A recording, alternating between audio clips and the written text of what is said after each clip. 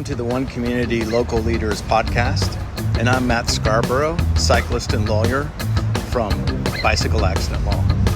And I'm Leo Brasino, special education teacher and swim coach.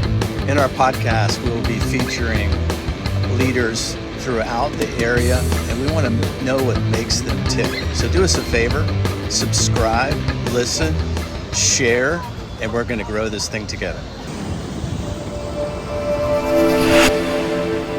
All right, welcome everybody to One Community Local Heroes, and we're trying to have guests that are doing something positive and transformational in our community, either for one person, for two people, for a whole group of people.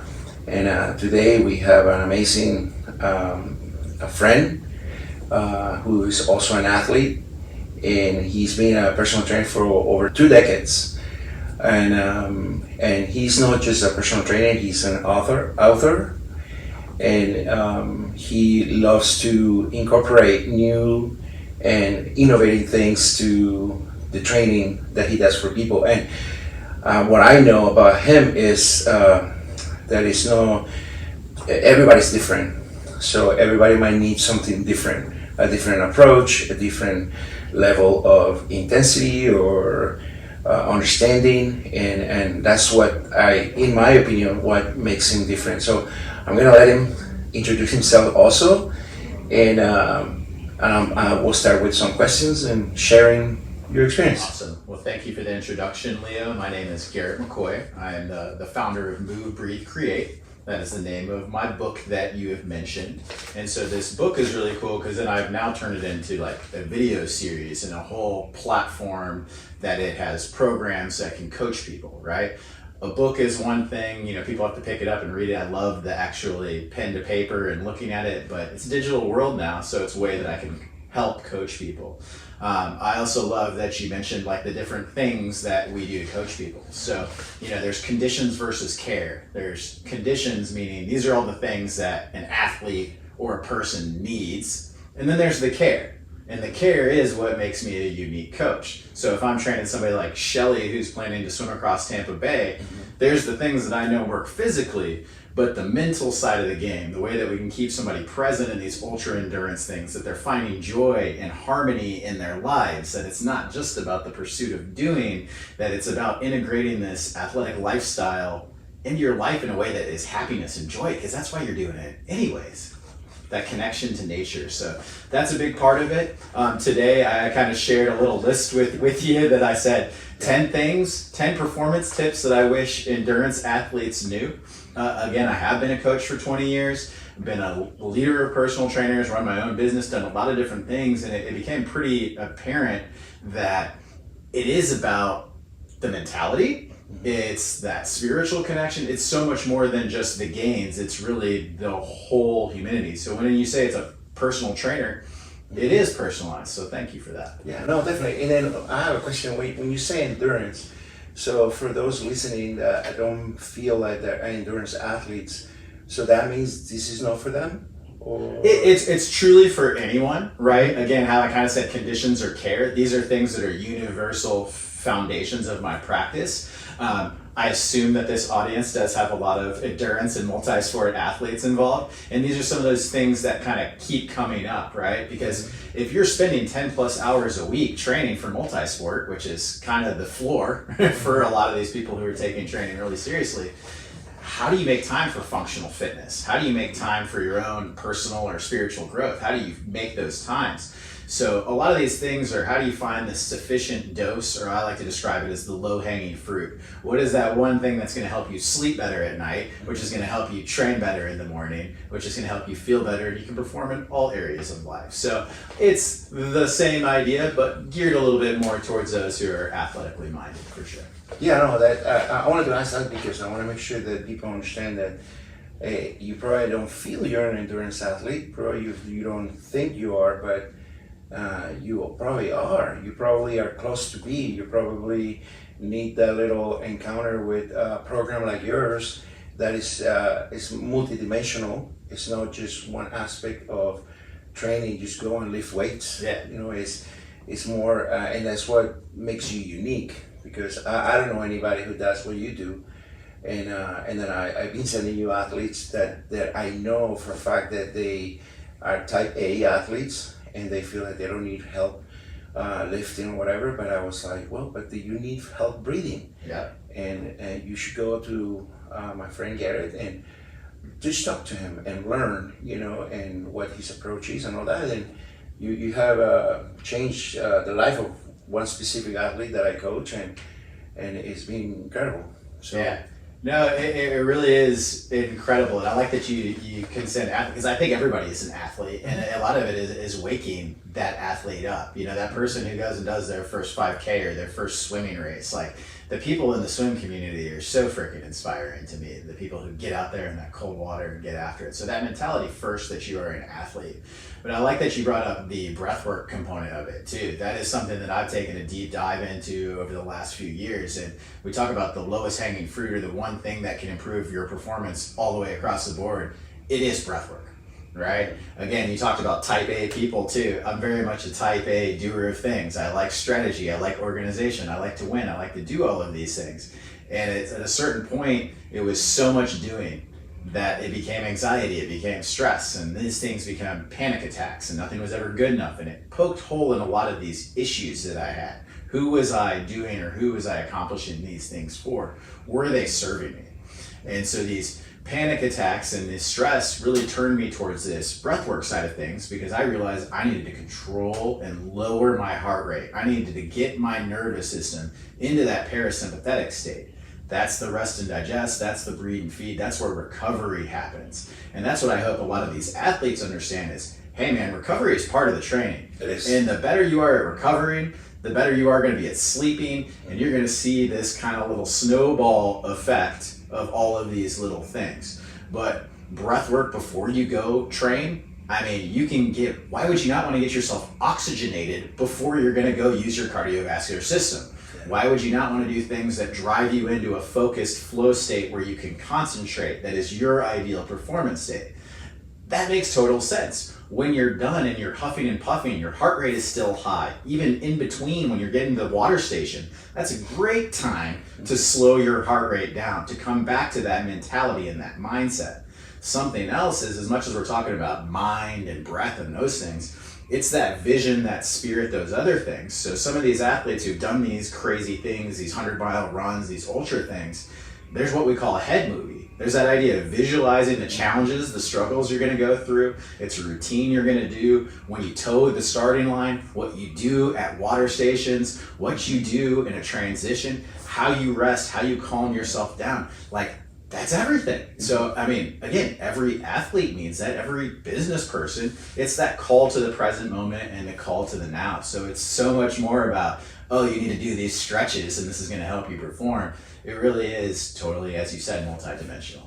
Yeah, so you touch a couple of points there. One is when you started, you were probably a regular personal trainer, like following whatever the structure was already established, and then slowly you start developing and finding out, like, maybe I can do this better, maybe I can add these. How was that transformation? How was that kind of like aha moment that you had? Now that's cool. I mean, again, back to kind of like the type A or the doer of things, like I love to learn. So part of my job, I worked for the Wellbridge Company for 10 years and I was the National Training Services Team Leader. So locally that was the Harbor Island Athletic Club where I ran the training department for a decade. But I was also a little baby executive in there where I drove our programs forward. And part of my job was to survey the trends in the industry, to see what was going on, to learn what I thought was important, and to disseminate that information down to our trainers so that our trainers could be the best. And that's something that I really love, is that idea. Like a lot of my clients are other coaches. Like I coach other coaches because I help them keep sharpening that iron, looking at things a little bit different. How do you improve your craft? And that's the same thing that a lot of these high-end athletes are doing. Like, how can I get 3% better? Right? Yeah. So that's my job a lot of times, is how can I make somebody 3% better? And ironically, a lot of that time is either doing less or it's finding that breath, or again, you heard me say the term harmony. I don't like to say balance because I don't think balance actually exists. I've never worked with a balanced human being, whether that's their body itself or the way that they live their lifestyle. I think you achieve things when you're kind of out of balance, when you swing to one end, but how do you bring yourself back into this center zone where the mind, the body, the spirit, everything is all the way around? And for me, that's partly learning this information and continually doing that and applying that. And it's really fun. I joke that sometimes my trainers are my guinea pigs, but they are. It's fun. Like, there's never going to be the same workout. I'm never going to train the exact person the same way twice, because it's instinctive to what that person needs and how they can perform better and how they can apply it to actually do it themselves. It's kind of, it's linguistics is one way of looking at it. Part of my stuff is the mindset, but I even lead these sauna and ice sessions, and in there, you ask, we check in and we talk about how people are doing today. And I feel like I just need a little bit of balance, and I constantly challenge them with, when I say, well, what do you mean when you say balance? And they're saying, like, I need a break, I need to rest. I'm like, oh, so you're like overstimulated, or you're overexcited in the doing of things. When you're saying balance, you want to swing back to the other side. I believe in that yin-yang kind of pendulum of things. Mm-hmm. However, if it's just yin-yang, maybe it's mind and body, or mind and heart is the way I like to look at that. Well, we're still missing that spirit component. And to me, the spirit component, really what that word translates to is with breath. I don't know if you ever heard that before. That changed my perspective on spirituality, because it's with breath. It's that call to that present moment. Yeah. And if you are present, you can do whatever you want to a little bit better. And it's easier to be present when your nervous system is more balanced. So when I say balance, yes, I want homeostasis. I don't want you swinging too far on the sympathetic or the parasympathetic nervous system.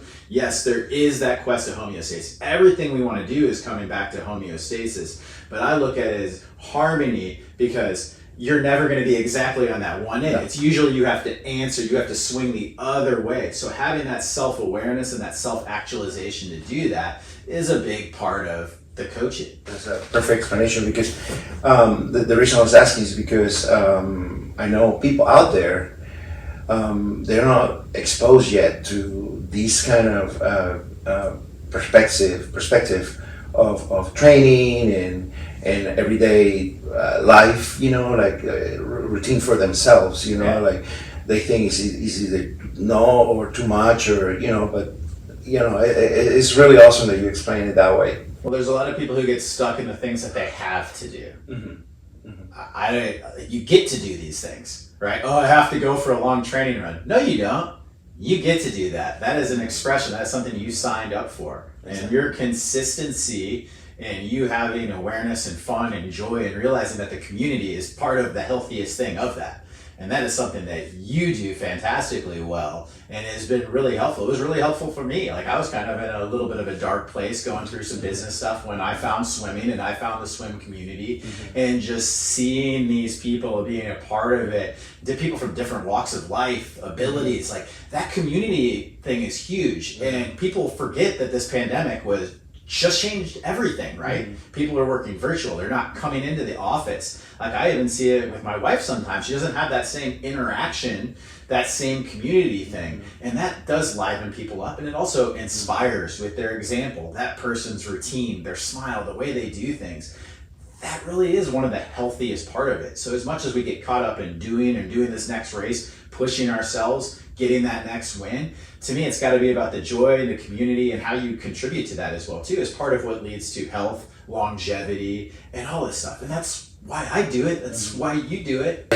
I'm so glad you mentioned that, because that's why we're doing this podcast, because community. I don't feel like without the community, we're not exposed to other cultures or other points of view, or their like your program, for example, I like to share it because it's completely different and it's open, and I like when you talk about the barefoot approach that you feel, and it's crazy because I wrote a book like back in 1999, and it was a little kind of like stimulation, and I talk about because I was working with cerebral palsy patients and spina bifida, and so I felt back then I wrote a little book there, so you have to stimulate every toe, Yes. every finger, and then back then they were making fun of me, and I was like, but why? It's true. You feel all that,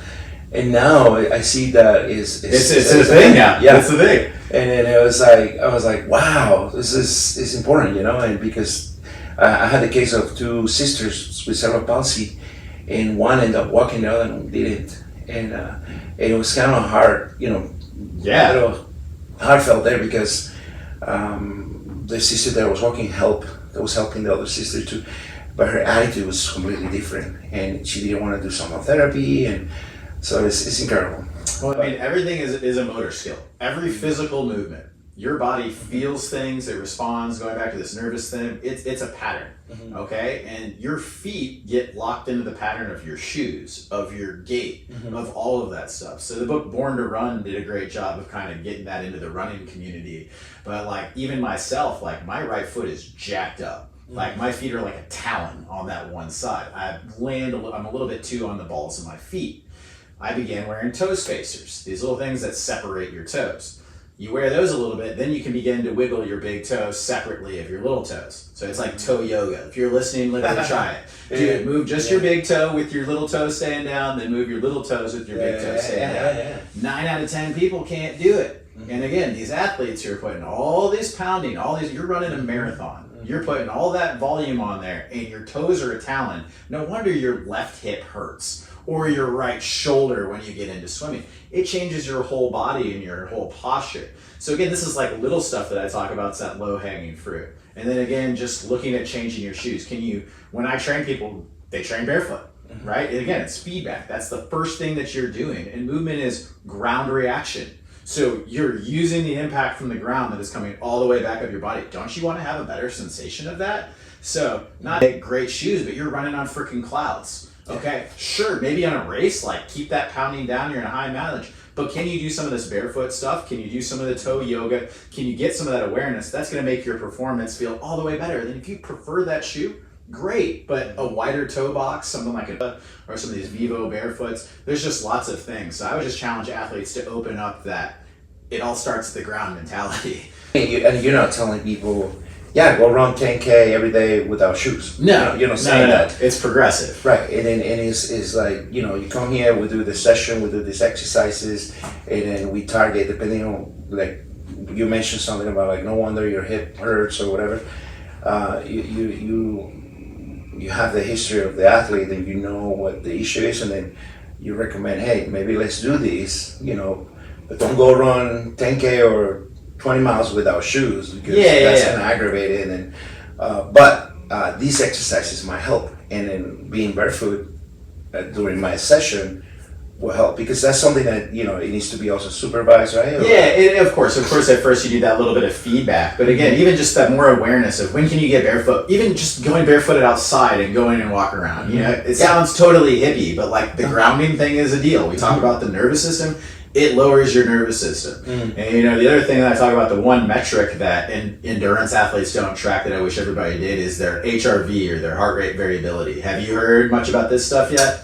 Yeah. So tell me, please. So the heart rate variability is huge, because we talked about this balance of the nervous system. The heart rate variability is the distance between 2 beats, and it is taken commonly at rest. So like a Whoop, an Oura Ring, Apple Watches, even like the Garmin's have an HRV function, okay? What I like about Whoop specifically is that it takes it in your last cycle of deep sleep. So then it gives me a readiness score of every day, and it tells me if I'm red, yellow, or green, okay? So if I'm red, that means my HRV, the distance between 2 beats, is lower than normal. My heart can't take on as much strain today. So what a lot of endurance athletes do, who are just following the plan, they might have a long day that day. They go beat their nervous system up. They're trying to seek balance, and they're going deeper into a hole, right? And what is cool about a lot of these things, these little things like going barefoot, grounding yourself, some of this breath work stuff, all of these things boost your nervous system's ability to take on strain. Again, we talk about getting 3% better. You can get 10 or 20% better. When I started doing the sauna and the ice and the contrast therapy, my average HRV went up 10 points. So it went up almost 20%. So now my nervous system is 20% healthier. When I told you I was having panic attacks and stress and these things like a year or two before, I learned to kind of heal my nervous system. And now my ability to be an athlete is very diverse. I do lots of things. I can jump from swimming to a paddleboard racing to a backpacking adventure, and I'm ready for anything. That's kind of my why. So that's something else that's really important is like, why are you running these races? Are you doing this for longevity? Are you doing this for health? Or is it about competition and pushing yourself and being part of the community? Like all of this stuff, you got to find a way that it works for you and what exactly your little lane is in this world as well too. Maybe it is just the 5K. Maybe it's coming and supporting these things. I've met some really cool people who come and kayak for the swimmers. There's some amazing human beings. There's lots of ways that you can get involved in this community. You can get your early morning sunlight. You can get barefoot. You're mildly active. You're surrounded by positive, inspiring people. I don't know what kind of life you want to live, but that's like what I'm after. Yeah, and that could be the beginning of something, because I know a few people who started doing that, and then eventually they start like, oh, I think I can swim, or I can probably go for a jog, and then you turn around and they're doing an ultra run or an open water swim race, and it's just it's just like and that's something I like about one of your programs. It's called the Flow. And I would like for you to talk about that a little bit more too, but it's important. It's important to have that flow, and flow means a lot of things. But you explain it. So right. So flow as a mindset is one of my favorite topics because flow is ideal performance state. It is that being in the zone. It's when you're automatic and instinctive. It's when you're a drop of water when you're swimming. You feel like you're in the current. You know where you're at. It's like this knowing it's this ultimate thing. And this mindset is kind of like the pursuit of what I'm after in my day-to-day. I know these things that get me into this mindset, into this zone, and it's typically just outside your comfort zone. It's about 4% outside your comfort zone. Things that challenge your balance are a little scary. You go into a different range of motion. Your senses are all the way involved. So Beach Flow goes down on Mondays at 7 a.m. So now the sun is rising. You get there a few minutes early. Like Ron and I went for a paddle like during the sunrise. Again, what a way to start your week. And then we come back and we start with a little bit of breath work. And the breath work is partly like what I coach athletes to do as part of, you do this every time before you train. You do this when you're in the corral, when your heart rate's spiking. It's focus. It's that ability to drive it back in. It's 3 sighs of relief. Let's do it real quick. Bring it in. Okay. Just sigh out.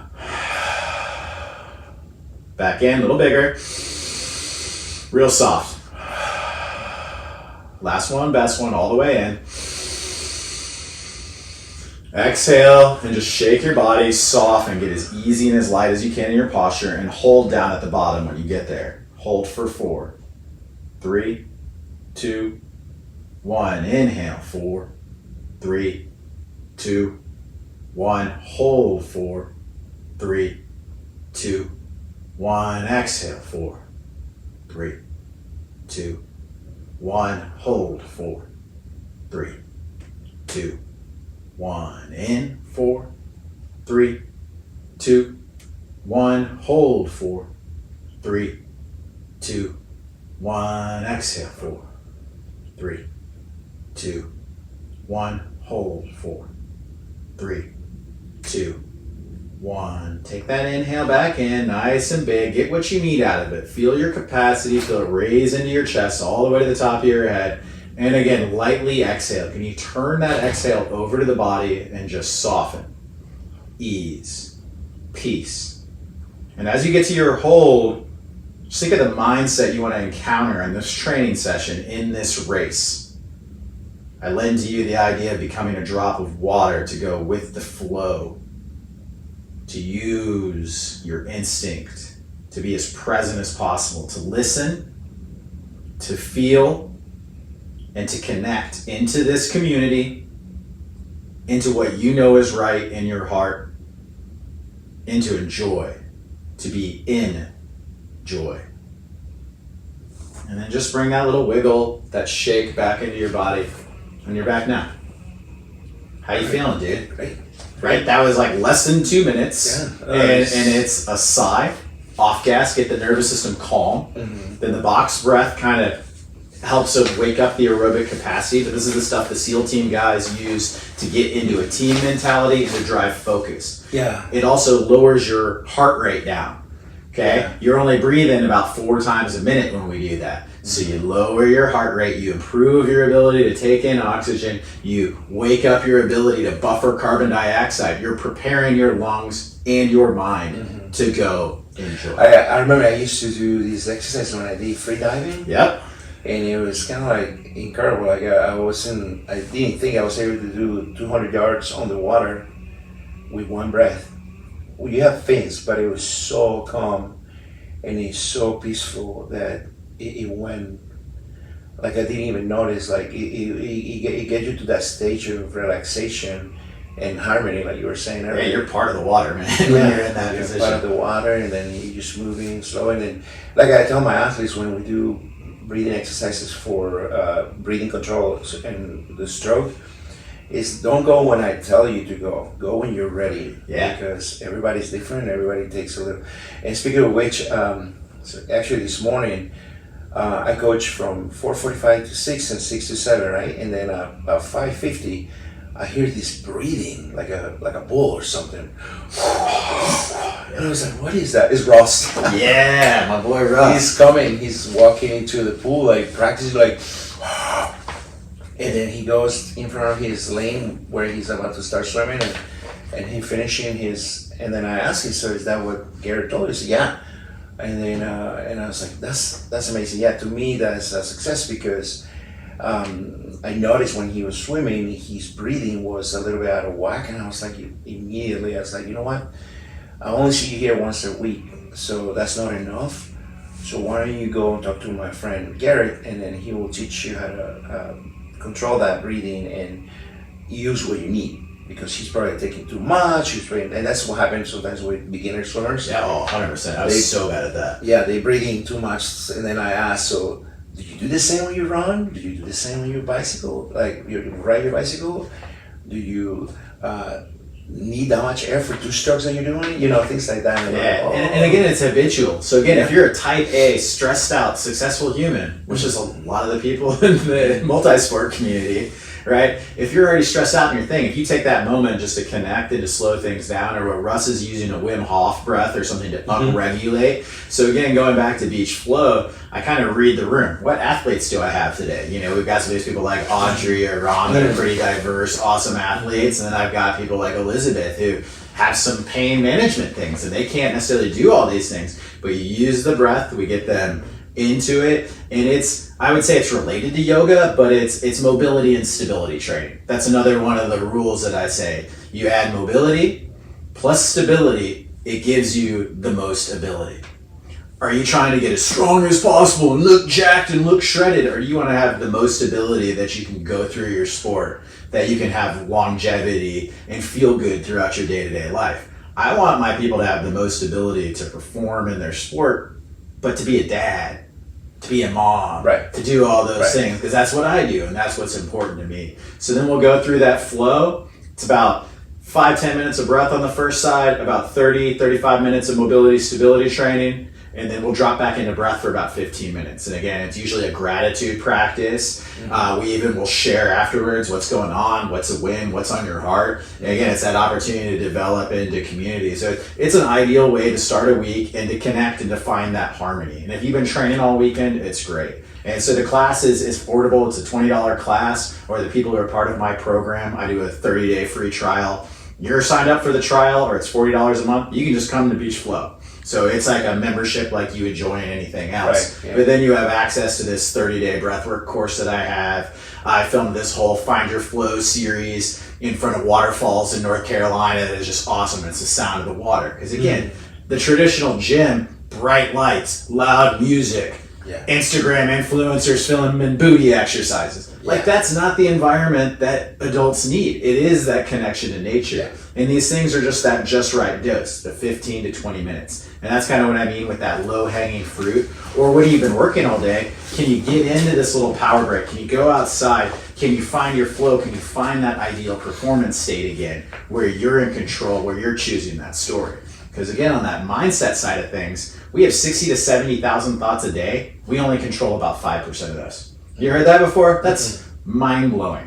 So when people talk about conscious living, can you build your habits around more of these things that serve you, right? That grounding, that little bit of breath before you work out to upregulate like Russ. Or can you really slow things down and work on holds? Like if you ran sprints or did intervals and then you held your breath afterwards, you're buffering your CO2, you're gonna get more out of that workout. Like, so there's all these like little things that aren't that hard, that don't have to take up that much more of your time. Or it's just that 15 minute where you balance your nervous system, you find that harmony, you're gonna go back and you can perform all day. And again, it's performing all day. It's how you interact with the world. And when I say move, breathe, create, that's exactly what I mean. You're creating your perfect day. Yeah, outside and active early with community, grounded, nature. I go give my gift. I go do these things that I can help my work, but I also got to do those things that make me learn, that make me feel alive. So again, it's not sets and reps. I'm not your personal trainer that if you want to look better naked and that's all you want to do, no, I'm not your guy. But if you want to find more joy in your life, if you want to find more, heck, Matt Scarborough, he's not here today, or I'm sure he'd probably say some nice things. that? But the stuff that he is doing now, he's built this business that is his passion. He's been a client for a couple of years, and he gives me credit for, I found this peace, this joy, these things that I know how to do. It's all him, but he's applying these things that I'm teaching him in his way. Man, that's amazing. Yeah, that's a success for sure. And then that should make you feel very proud. And when it impacts other people, and then I see it helping you out, and then how you help people and the way you connect people, that's my win, that's my why, that's why I do what I do. I love that connection and seeing it spread, man. No, and for example, seeing Coral, how she has progress and professionally, and you know, she's. I remember when she was a personal trainer with you. And now she owns her own business, and she's organizing her first triathlon in December, and it's really incredible to see how people succeed like that, you know. Yeah. And it's part of a whole multi-dimensional approach. Yeah. You know, it's not just that she just listened to you and then she just apply it, and you know it's personal. Yeah. Like what do you need? And then while I'm just thinking about it, I'm going to shamelessly plug myself, depending on when you publicize this. But I've been identified as one of the top 10 personal trainers in the Bay by Creative Loafing. So we've got some voting going on. So until August 31st. So anything the community can do, the best of the Bay, you can find that stuff on my Instagram at Move, Breathe, Create. I'll be on a campaign shamelessly plugging myself. Because again, the why is to help people understand that it's not about some of that stuff that you see online. That's not what it's about. So much, perception or misinformation about fitness or what like endurance athletes need to do for fitness. Like, again, like just training in 3 planes. Like, you guys are stuck straight ahead. You're really good at going straight ahead, but you need to be able to produce, decelerate, and stabilize in 3 planes of motion. Some of these runners that I've worked with specifically is you just get them able to decelerate or find stable. All of a sudden, their mobility goes greatly up. Like Jen Tor was one. She's like, all of a sudden, I'm running better. My pain is gone. Like, those things go away from a couple of sessions, and that's a great way that I can interact with people as well too. It's kind of like Russ. I see you one time, I take you through, I assess you, here's some of the program, here's a great way to go through. You apply this stuff. You need more, we can check in. I look at it as almost like it's a monthly alignment. Let's get you aligned, mind, body, spirit. Let's get everything going. Let's focus on these movements. Man, your hip mobility sucks. Let's get that right. Go do these things, and let's come back and check it out. Excellent. Yeah, no, that's incredible. So, wait a minute. I want to touch we talk about the Go Bear. Controlled falling. Oh, falling. Falling. I say this a lot when I look at runners. I drive down Bayshore Boulevard in Tampa a lot, and it kind of hurts my eyes to watch people running. People's strides are very short. They're not using momentum and ground reaction. So the pose method of running is a style of running that I really like. And it's the idea of projecting your core out in front of you and visualizing yourself as controlled falling. Can your steps be lighter and more efficient? Like, the way to get faster is to increase stride length or stride frequency I would throw in there stride efficiency is important for endurance athletes. How light can you use? How much can you minimize that stress on your joints? Are you running with your whole body? It's just like a different mindset. So when I said that you need to train in 3 planes, or some of these people who've had a great success, I can have just somebody like reach to the side or doing some of these things, and then they learn to stabilize. Now they're transferring force better from the ground all the way through their body. So that's really important when we talk about multi-sport. But it's just one of those paradigm shifts that I think people do it, because balance and stability training is viewed as not important, or that's just little stuff, that's warm-up stuff. And I think it's a lot of this stuff. Doing bicep curls and tricep curls isn't going to help improve your performance. Those are kind of vanity exercises that have been taught to us by bodybuilding or what people perceive fitness is. It's really about training movements, not muscles. And that eccentric force when you're using momentum, that being able to decelerate, is what prevents you from getting hurt as well too. So when I talk about performance training, the number one job is to produce people to decelerate force, which leads to more efficiency, decreases injury, and more of this awareness, this instinct that athlete can have greater physical literacy, because it is a motor skill. The more diverse ways that you move, doing these different disciplines, learning some of these flowy patterns where you connect to where you feel in your body, that somatic experience, there's a lot of stuff on that. Again, it's that brain-body connection is real, and it goes both ways. You getting that body loosened up loosens up the brain. It's good to use, you mentioned that, because like if you're going to move a planter, you're not just going like this. Nah. You're just going rotating from one place to another, like harmonize your body to be able to move the ways that you move daily. Yeah. And you do that. I've seen you in your videos, how you teach people how to the rotation is big. Mm-hmm. Right? So as I mentioned, endurance athletes are stuck in the sagittal plane. Everything is growing straight ahead. Mm-hmm. So you're stuck essentially in flexion and extension. That's assuming that like you're a robot. But really we rotate. Gait is a rotational pattern going from the hips to the shoulders. So you need to be able to disassociate your shoulders from your hips. That's a lot where I start with. But again, rotation fixes flexion and extension problems. So your shoulder hurts. There's a bunch of different arm circle drills that I've got in some of these workouts. So the swimming community, like the Shelleys, the Nikki Wilsons, and some of these people, I've had great success, and these people are marathon swimming. But a lot of swimmers can't even lift their arm over their head. It's terrible. Their levator scapula is stuck on, and they're in pain. A couple of little things, these drills that you do, 5 minutes, you make it part of your warm-up, you do it throughout your day when you eat lunch, this habit stacking mentality of the move, breathe, create system. That little drip effort of things, just like going barefoot, it allows your body to loosen, it helps your nervous system, it all happens over time. But again, if you're creating, if you're conscious, if you're choosing that I want to be as good and as harmonized as I can be, it's important you do it every day. Yeah. Because I started incorporating hanging from in my swim sessions. Hanging like for like 10 seconds, 10 seconds off, 10 seconds again, 10, 30, and then all the way up to I have one of the swimmers up to 2 minutes. Heck yeah. Hanging, and then I say, okay, now let's do streamline, and then he's like, whoa, I can't believe I can do this. They can get longer, stride efficiency, stride length. The same thing goes with swimming. I love that you're doing that. Yeah. You couldn't serve those athletes any better. No. That is one of those exercises that fixes most swimming problems in the shoulders. Have you heard of Dr. Peter Attia? Mm-hmm. He's like the longevity guy. Yeah. And so he has this decathlon of 10 movements or exercises that he has like standards. If you want to live a long, healthy life and be able to do these things, like his standard is something crazy. Like everybody should be able to hang for 2 minutes. I had to look at myself in the mirror and be like, I don't think I can do that. Yeah. Right? But again, a big part of that too is building up your grip strength. Yeah. There's a direct correlation between your grip strength and your blood pressure. So your grip strength is technically more important than that's how you could affect your blood pressure as you age, which leads to longevity, which should be a big part of your training. Don't you want to be healthy for a long time? I know, and you extend your organs, and it's all really well communicated there.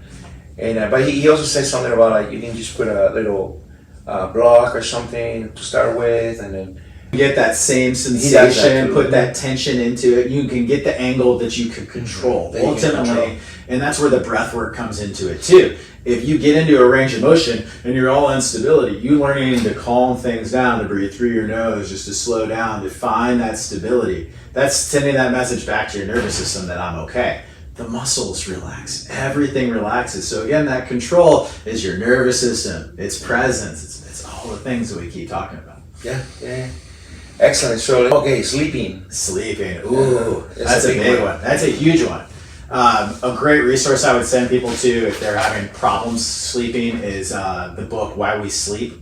I believe that's by Matthew Walker. There's a deep dive in that. And this is also part of the reason why I like the HRV and tracking something like that, and also tracking deep sleep. Because tracking your sleep, how long, and then what was the quality of that sleep? How much REM, how much deep sleep did you get? And if you track these things and you see how your nervous system applies, you kind of understand that your nighttime routine greatly affects this. So for example, if you like alcohol, you drink alcohol, your sleep is going to be 20% lower the next day. Your HRV is going to be 20% lower that day. So realize if that's something you're going to do, yeah, there's this balance, there's this harmony, have fun every once in a while. But if you're doing this frequently and you're trying to perform, you're never going to sleep good. You're never going to recover good. It's going to be a problem. So let's say you cut that out and you have this sleep routine where you're not staring at screens. You do a little bit of breath work. You do this little somatic, this stretching, this flow stuff at night. You write a couple things that you're grateful for. You develop this nighttime routine. That's going to help you sleep better. And if you sleep better, then you can perform better. So what's really cool is this is something that, like, even with the Whoop, I'll track like a group. So like I can see if Matt's got a good day or a bad day. Okay, I might not push him as hard on that day because his nervous system's only capable of that. So maybe that's more breath, maybe that's more mobility, maybe that's more stability, and it's not as much strength. So it's this mindset that we flow and we do all that. And if you're at harmony with your nervous system, you then get deeper sleep. I literally talked with my client for 45 minutes about their sleep this morning. You got to get at least 7 to 9 hours. You have to give yourself a sleep opportunity. Those of you who watch TV in bed, that is not a great habit. It's really, really bad. It's like a giant flashlight being shined into your eyes right before you go to sleep. Oh, I can't sleep. And I've had my problems with sleep. I would wake up a lot frequently. And so the sleeping breath is 4, 7, and 8. Just how we did a box breath where we did in for 4, hold for 4, exhale for 4, hold for 4. This one you breathe in for 4, and then you exhale for 7. Just how light, how softened. Muscles of the face, muscles of the jaw, the muscles of the pelvic floor. Make sure you're not driving when you do that. And then when you get to the exhale hold, you just hold. How long can you get comfortable with that hold? And again, the stressed out type A human is usually bad at those holds. That's your carbon dioxide buffer. Oh, so you're stressed, you can't buffer carbon dioxide. Carbon dioxide is actually a good thing. You able to get that tolerance is what happens in the holds. That's straight performance in swimming. It's straight performance to your nervous system. It's straight performance to your sleeping. So again, we talk about harmony. There's no balance because it's all of these things. So your goal should be to get a good night's sleep so that you can maximize that training. One of the big things that I talk on there too is maximize gain, minimize strain. Okay? That's just the concept, kind of like zone 2 training. Like, what is the sufficient dose? A lot of times it's just those things that kind of wake up the posture, get you into the body, out of executive function of your brain. The things that kind of raise your heartbeat a little bit, I describe it as you stoke the fire and then you pour water or ice on it. You cool it back down. It's kind of like get into that ambition, that visualization, everything you want to do. Now it's that peace, it's that calm. You bring your nervous system back to that calm a few times throughout your day. Again, you train high in the morning, your heart rate's going to run higher the rest of the day. The sooner you can get back towards your baseline, the higher your HRV is going to be the next day. The more deep sleep you're going to be. This breathwork stuff, this controlling your nervous system, this awareness of how you as an organism works is an all-day thing. And just like starting a triathlon, you start somewhere. You start with that one thing that you can do. You add on to your routine. It's habit stack. It's Russ doing upregulation before. Or when you're running, when your heart rate gets high and you have to walk, you learn how to downshift. The Andrew Huberman breath is great for that. 3 breaths, double nasal inhale in, side out. And if you're breathing mouth to mouth, that's hard. Can you hold a little bit at the bottom? Can you invite CO2 back in? So 3 of those breaths can lower your heart rate 10 to 20 beats that fast and bring you back in. One of my best 5Ks, I put a tape on my mouth. Yep. And I run a 5K in like, I think it was 19 minutes. being an older person, because my best time was 17 when I was younger, but I couldn't never go under 21 minutes, and my goal was like I need to go under 20. And then one of my lifeguards that I used to work for me told me, just breathe through your nose, let's try it out. This was a long time ago, and then so I put a tape because I want to be. Yeah, you force yourself to do it. You got no other choice. And it was. It's hard to do that at first. Yeah. Oh yeah. No, but that day it was like incredible. And then, thanks to the breathing work, I was able to go under an hour on a spring triathlon that I never dream of. Heck yeah. Being with my weight, because we were Clydesdales, over 200 pounds. So, but it was incredible. That's why I send people to you, because it's important for people to know and learn and understand how important the breathing is. Majority of the population is over breathers or mouth breathers. They can't even breathe through that. And if you look at the 4 horsemen, the big killers, cancer, cardiovascular disease, diabetes, neurodegenerative diseases, they're all essentially diseases of oxidative stress. Oxidative stress, too much oxygen, over breathing, overusing that heart, not using the system the way that it's intended to, is the disease, is what's killing you. So learning how to breathe less and learning how to breathe more efficiently. So that's one of the first things that I start people off with is mouth taping. Can you tape your mouth at sleep? Oh, really? Yeah, oh my God, I love that you brought that up. Seriously, you tape your mouth at sleep. Again, when I was stressed, I was a mouth breather. I very much was a mouth breather. That's part of how I found breathwork, because I realized how poor I was at doing this. When I mouth tape, even now, years into my breathing practice, my sleep is about 10% better. I breathe less.